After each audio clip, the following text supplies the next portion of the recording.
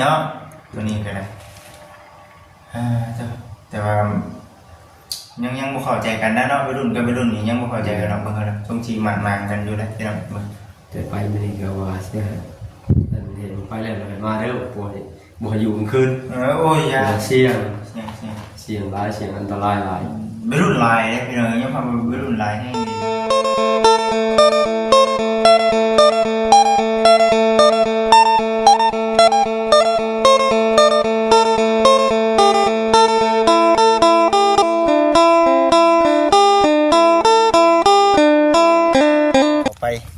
เบิ่งประชุมกันเนาะพี่น้องเลยสบายดีเด้อพี่น้องเลยสบายดีจริงๆก็ได้เมื่อไว้แล้วก็เป็นนี่เนาะมิจิลีเนาะว่าสิเมื่อค่ำเพิ่นได้ว่าสิเมื่อกินข้าวแรงเพิ่นได้ว่าสิเมื่อนะเมื่อบ้านตั้งใจว่าสิกินข้าวแรงน้ำได้มื้อนี้เป็นแบบนี้บ่ได้กินข้าวแรงน้ำแล้วแบบนี้เนาะต้อง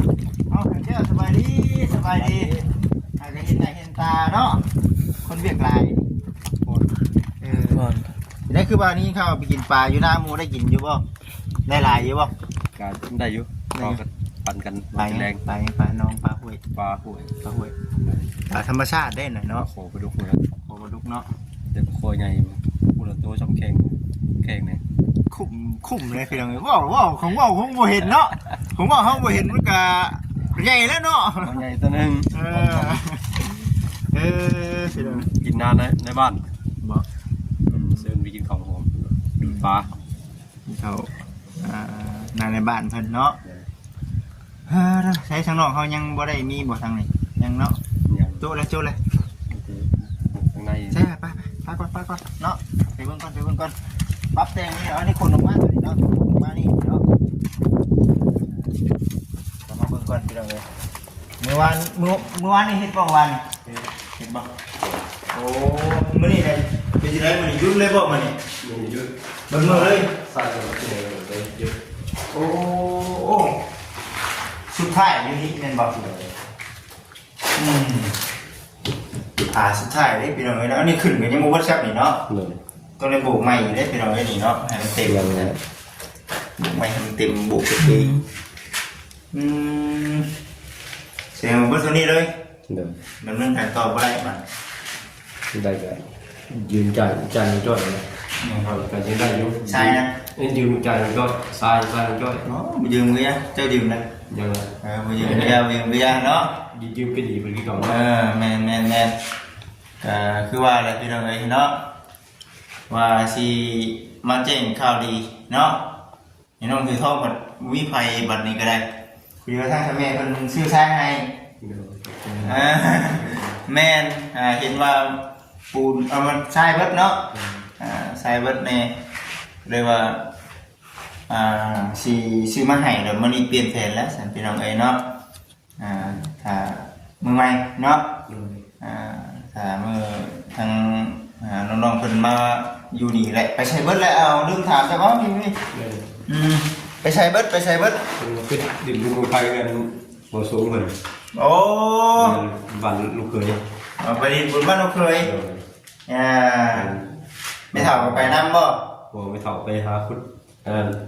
ไม่กินนู้นมันสนใจน้ำดับซีดเลยนี่เนาะเอาบุมีผู้อยู่เรือนเนี่ยมีแต่สองเท่าอยู่เรือนสองเท่าอยู่เรือนสองเท่าเผาเรือนนะอะไรก็ได้ไปพุ่นเบิดเลยปุ่นวงไพ่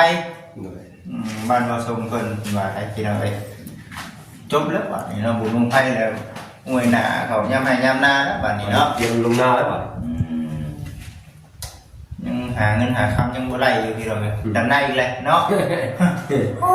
เป็นอย่างนี้ยังเป็นสิ้นเป็นแอนอยู่เลยล่ะมึงอยู่เกี่ยวแล้วมันจะทำได้เนาะแม่คือว่าไหวนะบ่จิตเบิ่งนี่ไหวเกิดพี่เรามีแต่มื้อนี้นะว่าสิซื้อใช้แน่เนาะแล้วกับประเภทพวกปูนนั่นแหละปูนยังประมาณได้สอบป่ะแนะนำอยู่ป่ะดีครับเลยมาตายานมาขับโยมตัวผมสวยกันโอ้เรียบร้อยแล้วย่อแล้วยังไปแล้วยังกันย่อ4ตัวยังอีก4ก็เดี๋ยวเอา เอาดึงเอาเลยใส่คนดึงมาหลอกแน่มา ขึ้นเฉยสิ มาหลอกแน่ดึงเอาแน่ขึ้น อ๋อได้ เสาใหญ่ได้เสา เสาใหญ่เนาะ เสาหนาเอาชิดแล้ว อ๋อเด้อเติมหนึ่งอยู่ได้หา60เนาะ โอ้เสาจิกเสาไม่กลม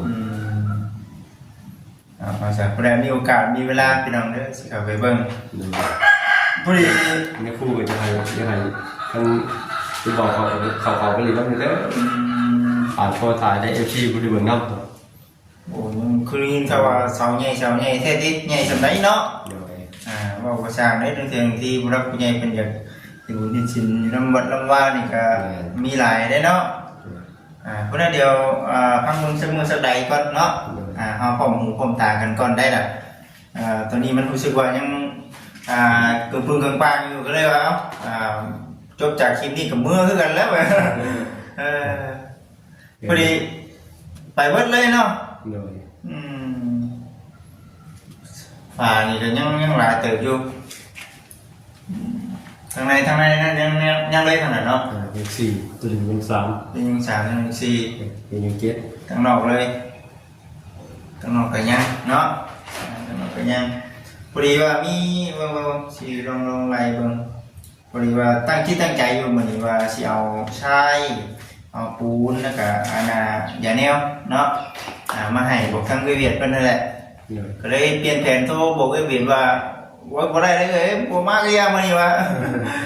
บ่พอได้บ่มีไผอยู่ว่าซั่นเนาะเอาฉันก็ได้ว่าซั่นนะก็ได้ว่าพุ่นแหละเดี๋ยวมื้อใหม่พี่น้องเอ้ยว่าสิไปหาน้องดาวเพิ่นนำพร้อมแน่บวกกับทางผู้รักผู้ใหญ่เพิ่นว่าสิมาหาน้องดาวพอดีว่ามีเวียนน้องๆเพิ่นพร้อมไปเบิดผู้คนเลย เดินไปเดินวิวลงน้ำรังผมบอกเป็นน้ำรังแล้วบอกแต่ ตามหลังมาเลย เดี๋ยว น้องจ้อยเนาะ ก็ น้องจ้อยน้องดาวน้องถือทองน้อง ลา คนเลยเป็นไรหาลูกไพ่ไปแล้วกันละว่าน้องพลอย ผมก็บริวารยังบริวารว่าเนี่ยโทรเรียกว่าเนี่ยอยากมาโทรเองเนี่ยตัวยังข้าวเวียข้าวเวียเป็นเอาเป็นหมูเกี่ยวกับตัวของเป็นละ นี่เขาก็เบียว่าไปหลายพี่น้องเลยเนาะคนแรกเดี๋ยวให้ทั้งน้องๆคนเคลียร์กันเองก่อนน้องเขากับโบจักตัวนี้ก็กันดูว่ามีเวียกเนาะคือว่าแล้วพี่น้องเลยเนาะผมไม่ใช่บ่อยากว่าหลายมีแต่ว่าเบิ่งทั้งน้องๆคนก่อนเนาะมีอย่างก็ได้ให้ทั้งน้องคนดีข้างในและน้องถือทองเป็นยังไง ดีเขาเลยดีของแล้วตัวเดียวก็ดีเป็นยังบูจบ ยังบ่แล้วอยู่เนาะ บูเลยเราเลยก็ดีเป็นยังสื่อบุเขาบออกอยู่นะก็ซีให้เป็นเด็กทำลายภาษีกับเป็นเจ้าหน้าที่เป็นว่าโบเผาสืบก่อนสืบเดี๋ยวนะผู้วงการใหญ่โอ้โหจุกมันอยู่ใสมันยังโบเคี่ยง่ายนะท่านเจ้าพ่อก็เจ้าเมย์ท่านผู้ถือจับอาจจะเข้าไปเคี่ยเจ้าหน้าที่เป็นผู้เคี่ยเพราะว่าไปตามกฎระเบียบบ้านเมืองเป็นปิดไปแล้วเนาะปิดไปให้แล้วคือยังไม่ทันออกเลยตัวนี้ก็ได้เนาะ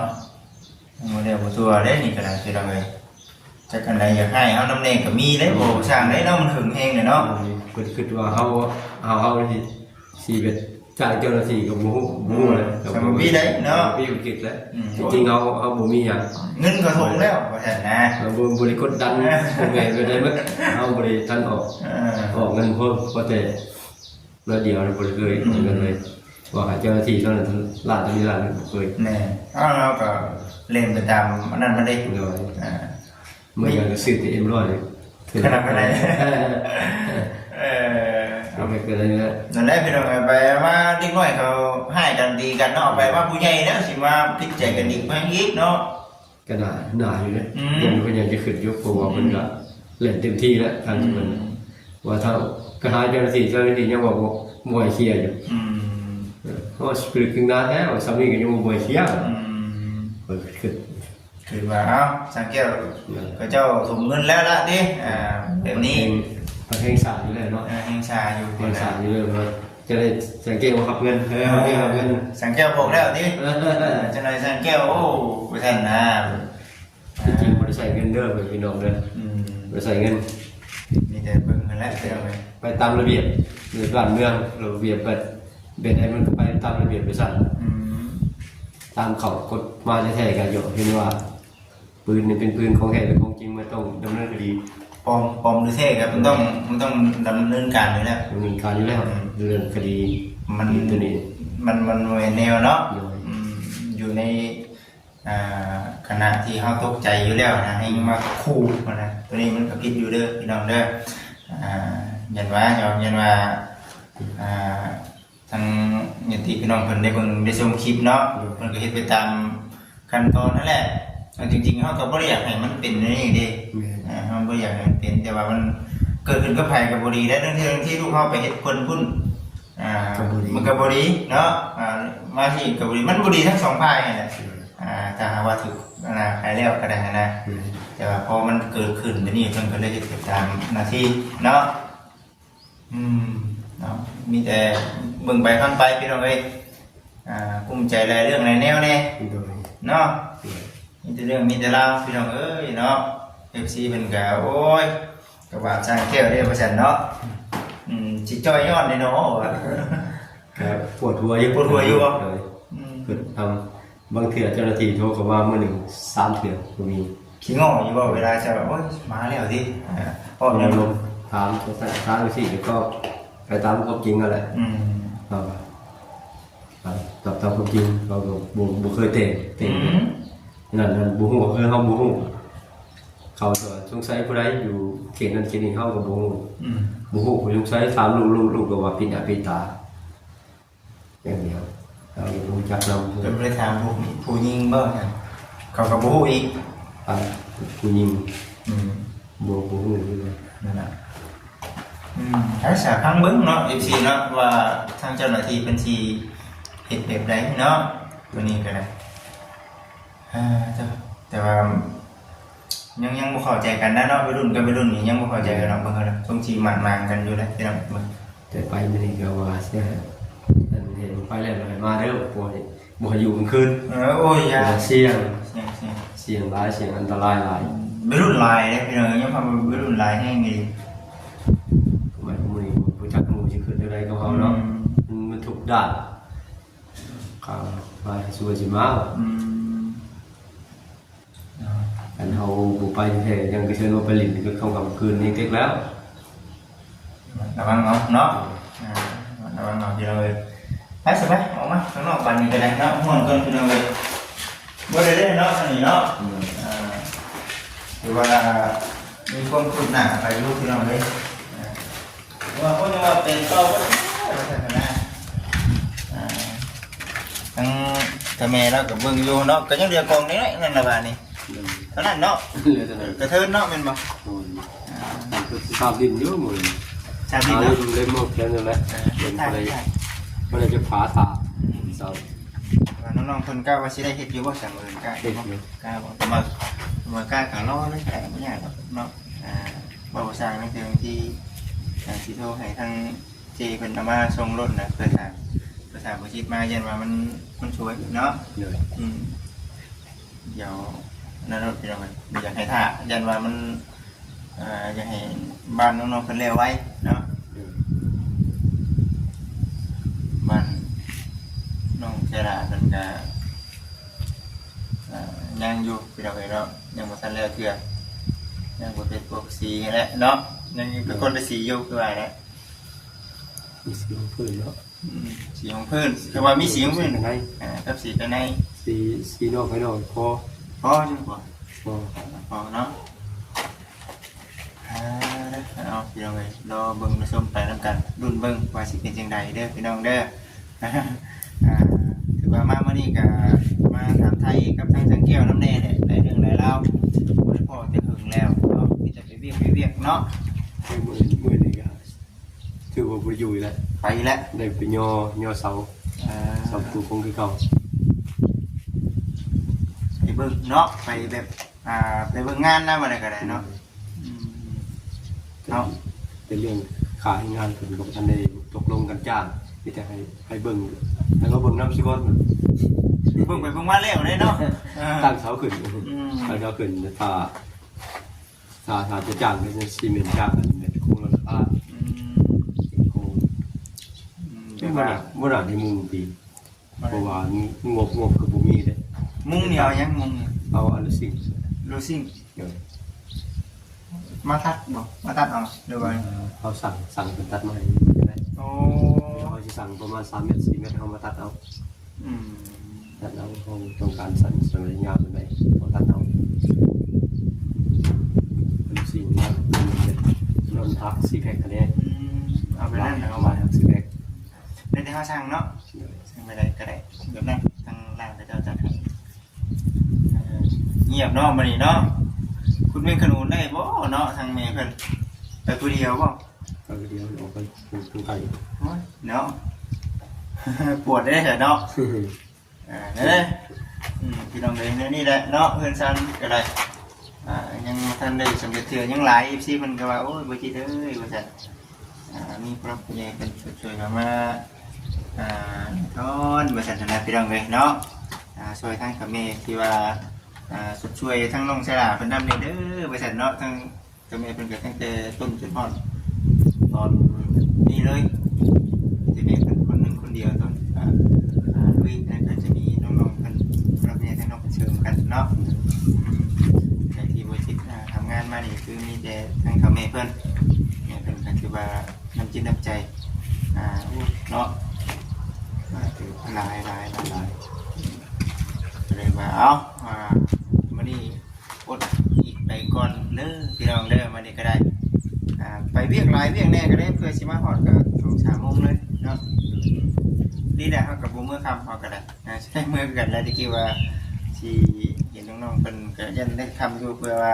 เฮาสั่งนั้นสั่งนี้มาเนาะจะได้บ่ครับโอเคแม่นบ่มื้อนี้เดียวมื้อใหม่เนาะมื้อใหม่จะสิเข้ามาน่าสิเป็นมื้ออื่นเนาะเป็นมื้อว่ากันเด้อพี่น้องเด้อเนาะไปซะสังแก้วดีมั้ยแฮงโอเคสบายดีโอเคสั่นเนาะวันนี้มาเนาะเอามีเจอสิจบคลิปก่อนเลยพี่น้องเลยอะไรก็จะดีไหมฮะหากันเมื่อก่อนพี่น้องเลยวันนี้รู้สึกว่าป้าเธอว่าสบาย